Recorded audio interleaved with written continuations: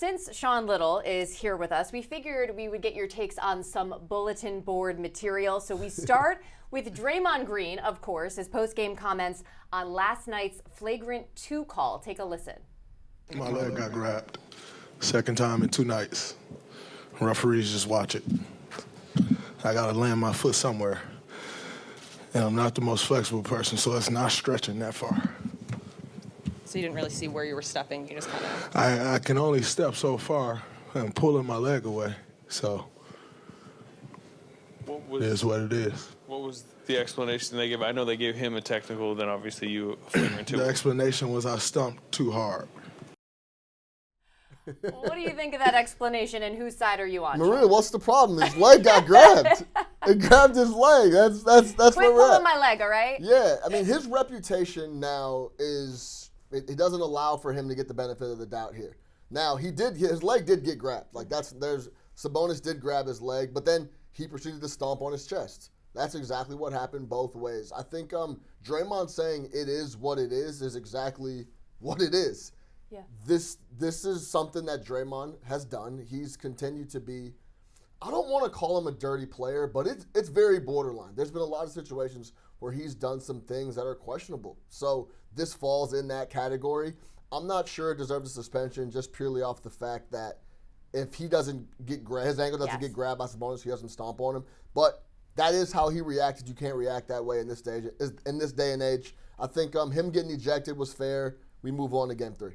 I completely agree with what you're saying. The ref's perception of Draymond has been built now over time, whether it's fair or not, and it's partly Draymond's doing, but I don't think he should have further repercussions for that. All right, next, in case you missed it on Sunday, Rui Hachimura went off with 29 points in the Lakers win over the Grizzlies. Here was Desmond Bane talking about that. That was our game plan going in, make him hit shots, and, he did. Tip your cap. It's probably the best game he's had of his career. It's a 7-game series. Let's see if he can do it again on Wednesday.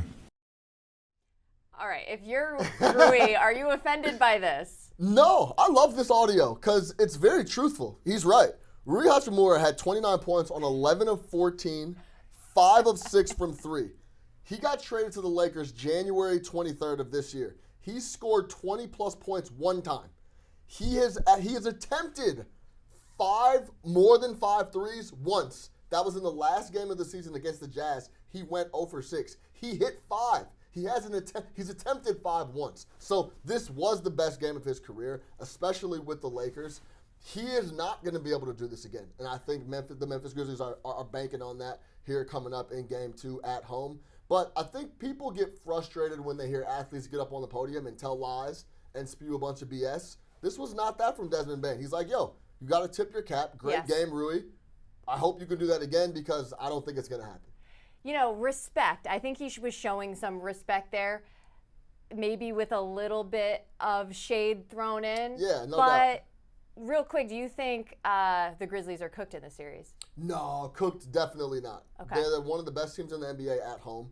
They're going to be at home in the Grindhouse in Memphis in game 2. The Lakers scored 128 points. Austin Reeves looked like LeBron. It looked like LeBron and Reeves switched bodies. That's how well he played in the fourth quarter. But I do expect Anthony Davis to continue to be very dominant. Cooked? Yeah. No, absolutely not. I think it should be a very competitive game 2. Yeah, amazing that the Lakers were able to steal that game without LeBron and AD having to be the ones to carry it.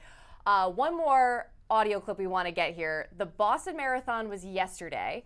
Celtics coach Joe Mazzulla was asked how he would do running a marathon. I would just go until I died.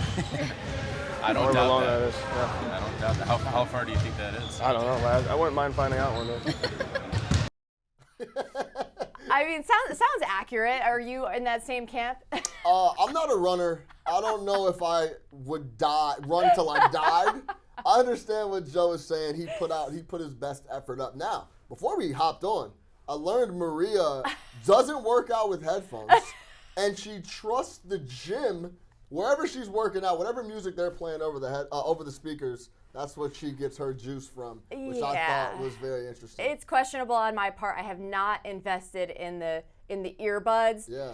And I'm just lazy is what it comes down to. I'm proud of myself that I even get up and work out. I'm not going to go above and beyond and try to make sure the music selection is on point. So yeah, if I get Vanessa Carlton over the speakers in my gym, I got to deal with it. But I just want to say this. It's not necessarily bulletin board material, but safe to say the Celtics are running away with this series. Yeah, this is a bad matchup for Atlanta across the board. They can't rebound with them. They can't shoot with them. Boston, when this matchup first got locked in, I texted my buddies and I said, if Boston gets Atlanta, they're going to score 120 a night. And that's exactly what it looks like they're going to do. They came off the gas there in the second half. They were up 30 in the first, put up 74 points in the first half. Boston should win this in 4 or 5 games, no doubt.